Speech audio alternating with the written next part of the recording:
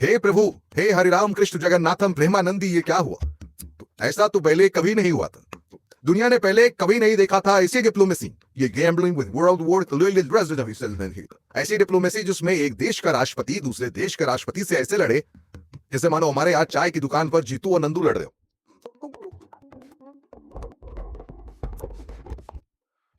नहीं नहीं, ये नहीं हुआ था, पर यकीन मानिए जो हुआ था वो इससे कम भी नहीं था। अच्छा बताइए, क्या आप यकीन कर सकते हैं कि अमेरिका में अमेरिका का राष्ट्रपति यूक्रेन के राष्ट्रपति को बुलाए, कैमरों के सामने बुलाए, और उसके बाद आमने सामने तकरार हो, नोक झोंक हो, वैसी जैसी टीवी डिबेट में होती है या बिग बॉस में होती है। मतलब बस ये समझ लीजिए कि कॉलर पकड़कर मार नहीं हुई थी, बाकी सब कुछ हो गया था। इतना हो गया था कि अमेरिकी राष्ट्रपति ट्रंप ने यूक्रेन के राष्ट्रपति जेलेंस्की को इस बहस के बाद बिना खाना खिलाए बाहर निकलवाते। हाँ सच कह रहे हैं, बिना खाना खाए उनको बाहर जाना पड़ा, क्योंकि जब आए थे तब डोनाल्ड ट्रंप स्वागत में गए थे, लेकिन जाते वक्त तो कह लिया गया। ट्रंप ने कहा कि जेलेंस्की बातचीत की हालत में नहीं है, और उनके साथियों से कहा कि जाकर कह दो जेलेंस्की से कि जाओ, हो गया तुम्हारा वक्त। सच कहे तो कूटनीतिक दृष्टिकोण से यह ऐसी घटना थी जिसको देखकर पुतिन भी कह देते कि भैया एक काम करो, सबसे पहले आओ जेलेंस्की और ट्रंप के बीच मध्यस्थता करवाते हैं, रूस और यूक्रेन का मसला तो बाद में भी देख लिया जाएगा। न्यूज वही डोनाल्ड ट्रंप के सामने बैठे जेलेंस्की पुतिन को याद करके सोच रहे होंगे। अब आप ये सोच रहे होंगे कि इतने संवेदनशील मसले पर इस पूरी बातचीत को हमें सीरियस होकर बताना चाहिए, लेकिन हम क्यों इस तरह से बात करें? लेकिन भाई साहब, हम क्या करें? क्योंकि जब दो देश के राष्ट्राध्यक्ष इतने संवेदनशील मसले को लेकर सीरियस नहीं तो क्या कहा जाए?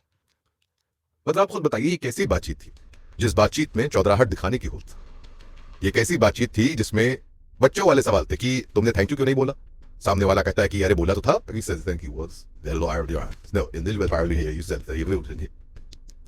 जिसमें अमेरिका का राष्ट्रपति यूक्रेन के राष्ट्रपति से कहता है कि सुनो, तुम्हारा कोई वजूद नहीं है, वो हमारा एक स्टूपिड प्रेसिडेंट था जिससे तुमको पैसा दिया था, ना देता तुम 2 हफ्ते में निपट जाते। और उधर वाला कहता है कि नहीं नहीं, आप पुतिन तो कह रहा था कि 2 दिन में निपट जाते। $350 बिलियन, समझ से परे था। ये कैसी चर्चा की? तुम टी शर्ट पहने का घूमते रहते हो, सूट पहना तो। और उधर से दूसरा राष्ट्राध्यक्ष कहता है युद्ध तो खत्म हो जाएगा, सूट बनवाऊंगा, हो सकता है तुमसे बढ़िया वाला बनवा लूं।